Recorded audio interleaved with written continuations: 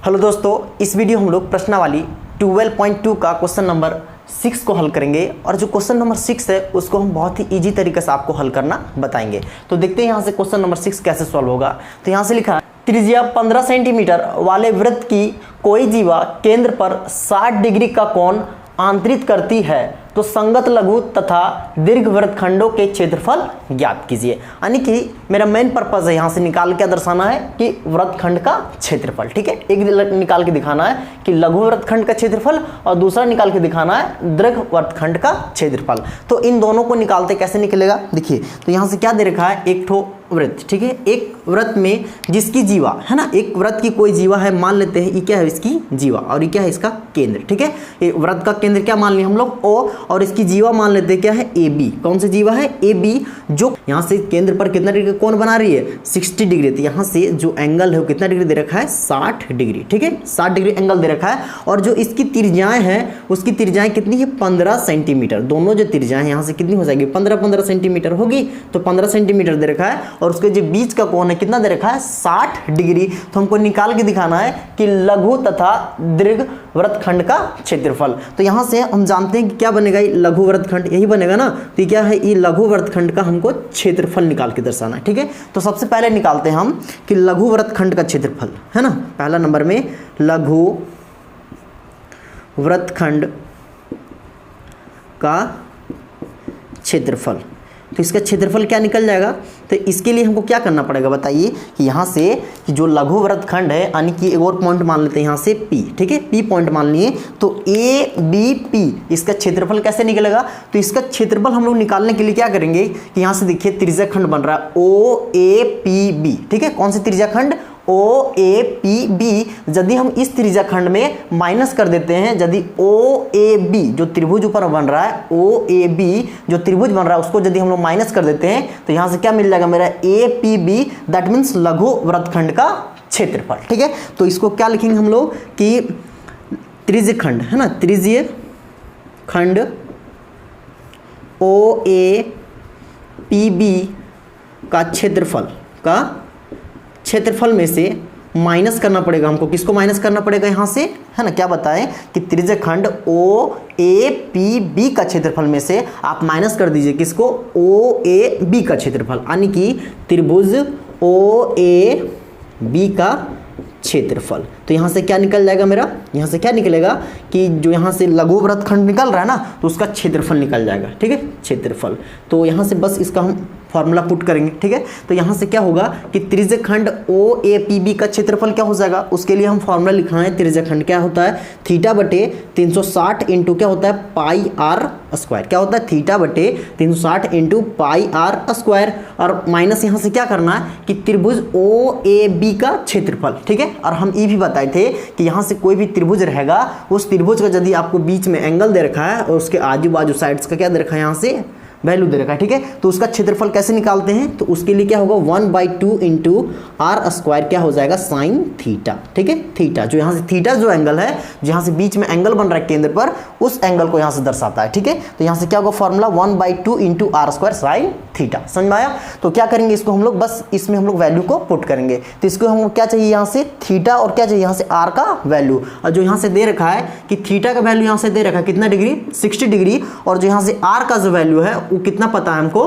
कितना है यहाँ से 15 सेंटीमीटर। तो बस यहाँ से इसमें वैल्यू पुट करेंगे और आंसर मिल जाएगा यहाँ से। तो क्या करेंगे, इक्वल टू हो जाएगा यहाँ से कितना, थीटा बटे 360 इंटू पाई आर स्क्वायर। तो थीटा का वैल्यू यहाँ से दे रखा है, कितना दे रखा है यहाँ से, जो यहाँ से थीटा का जो वैल्यू है ये दे रखा है 60 डिग्री। कितना दे रखा है, 60 बटे में यहाँ 360, तो नीचे कितना रहेगा 360। उसके बाद इंटू पाई का वैल्यू, इस जो यहाँ से क्वेश्चन है, इस क्वेश्चन बोल रखा है कितना लेना आपको, 3.14। कितना लेना, 3.14। और जो √3 का जो वैल्यू होगा उसको लेके चलना है 1.73। तो यहाँ से पाई का जो वैल्यू कितना बैठाएंगे हम लोग, 3.14। ठीक है, 3.14 इंटू आर स्क्वायर, यानी आर का वैल्यू दे रखा है 15, तो कितना हो जाएगा 15 का स्क्वायर। उसके बाद यहाँ से माइनस है तो क्या हो जाएगा, माइनस 1/2। तो 1/2 होगा into R square, that means 15 का स्क्वायर, 15 का स्क्वायर। उसके बाद क्या लिखेंगे यहाँ से इंटू साइन थीटा, क्या हो जाएगा साइन थीटा।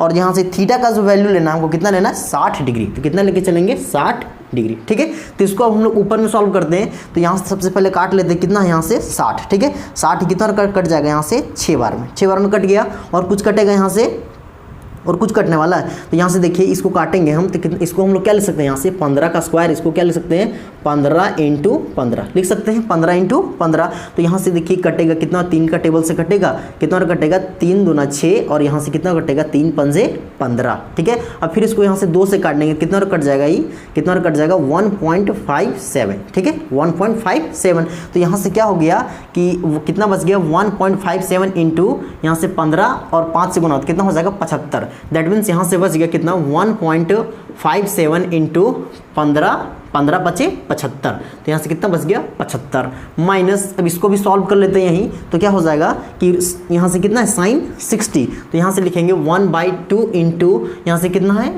यहाँ से 15 का स्क्वायर। और हम लोग जानते हैं कि 15 का स्क्वायर क्या होगा यहाँ से 225। कितना हो जाएगा 225 इंटू sin 60। और sin 60 का जो वैल्यू पता है कितना होता है √3/2। ठीक है, √3/2।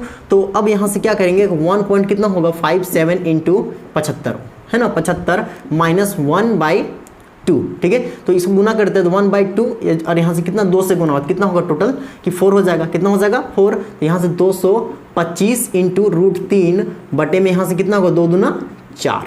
तो आगे फिर सॉल्व करेंगे। तो जब इन दोनों को हम लोग यहाँ से गुना करेंगे तो इसका जो वैल्यू हो जाएगा वो कितना हो जाएगा, इसको यहाँ से हो जाएगा कितना कि 117। कितना हो जाएगा कि जब इन दोनों को यहाँ से गुना करेंगे ना तो इसका वैल्यू यहाँ से हो जाएगा 117.75। कितना हो जाएगा 117.75 माइनस, अब देखिए इसको भी यहाँ से सॉल्व कर लेते हैं, कटेगा कितना कटेगा यहाँ से कितना कट जाएगा 56.25 है ना, कितना कट जाएगा 56.25। 4 से काटेंगे कितना कट गया 56.25 इंटू यहाँ से √3 है, √3 का वैल्यू यहाँ से कितना हो जाएगा कि बोल रखा है कितना लेना हमको 1.73। तो यहाँ से कितना होगा 1.73। ठीक है, तो यहाँ से कितना हो गया 117.75 माइनस, अब फिर से इन दोनों को यहाँ से गुना करना है। ठीक है, जब इन दोनों को आप यहाँ से गुना करेंगे तो इसका जो वैल्यू 97.3125। ठीक है, 97.3125। तो यहाँ से जब इन दोनों को अब हम लोग घटाएंगे तो इसका डायरेक्टली हम लोग आंसर निकाल सकते हैं। कितना हो जाएगा यहाँ से बस दोनों घटाएंगे तो यहाँ से कितना है 117.75 में से घटाएंगे कितना 97.3125। ठीक है, तो यहाँ से इसको यदि हम लोग घटाते हैं तो कितना आ जाएगा कि 10 में से 5 गए कितना बचेगा 5, और 9 में से 2 गए कितना बच गया 7। ठीक है, 7, और यहाँ से कितना हो जाएगा कि 3 है ना, 3 बचेगा, और यहाँ से कितना हो गया 4 पॉइंट यहाँ से 0 और कितना आ गया 20.4375।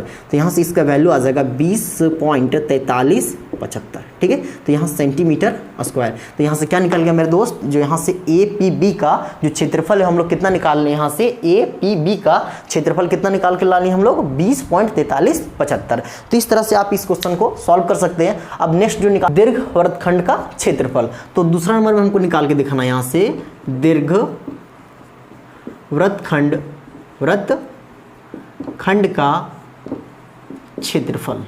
तो इसका क्षेत्रफल यहाँ से क्या निकल के आएगा, यानी दीर्घ वृत्तखंड समझ में आता है कि जैसे यहाँ से क्या है मेरा APB है ना, APB मेरा क्या कहलाता है, जो छोटा वाला पार्ट रहता है उसको हम लोग क्या बोलते हैं कि लघु वृत्तखंड बोलते थे। और जो यहाँ से बड़ा वाला देखिए एक वृत्त रहता है, हम बताए थे कि एक वृत्त है और मान चलिए उसका केंद्र क्या है यहाँ से O है ना, O केंद्र है। तो मान लेते हैं इसकी क्या है जीवा है ना, क्या है जीवा, AB क्या है इसकी जीवा। तो हम बताए थे कि जो जीवा होती है जो किसी भी वृत्त को कितने भाग में बांटती है, 2 भाग में बांटती है ना। तो 2 भाग में बांटती है, तो यानी कि एक भाग ये हो गया है ना पहला पार्ट, और दूसरा पार्ट एक ठो बड़ा वाला हो गया, एक ठो छोटा वाला। तो छोटा वाला बताए थे उसको हम लोग बोलते हैं क्या कि लघु वृत्तखंड, और जो बड़ा वाला जो पार्ट होता है उसको हम लोग बोलते हैं क्या बोलते हैं दीर्घ वृत्तखंड। ठीक है, छोटा वाला पार्ट को लघु वृत्तखंड और जो बड़ा वाला पार्ट रहता है उसको दीर्घ वृत्तखंड। तो यहाँ से जो बड़ा वाला पार्ट है इसका हमको क्या निकाल के दिखाना है क्षेत्रफल। ठीक है, तो बड़ा वाला पार्ट का क्षेत्रफल हम लोग कैसे निकालेंगे, दिमाग लगाइए कि यहाँ से जो बड़ा वाला पार्ट का क्षेत्रफल हम लोग कैसे निकालेंगे। तो उसका क्षेत्रफल निकालने के लिए क्या करते हैं कि यहाँ से जो पूरा बड़ा वाला जो वृत्त बन रहा है, ठीक है, जो बड़ा वाला पूरा वृत्त बन रहा है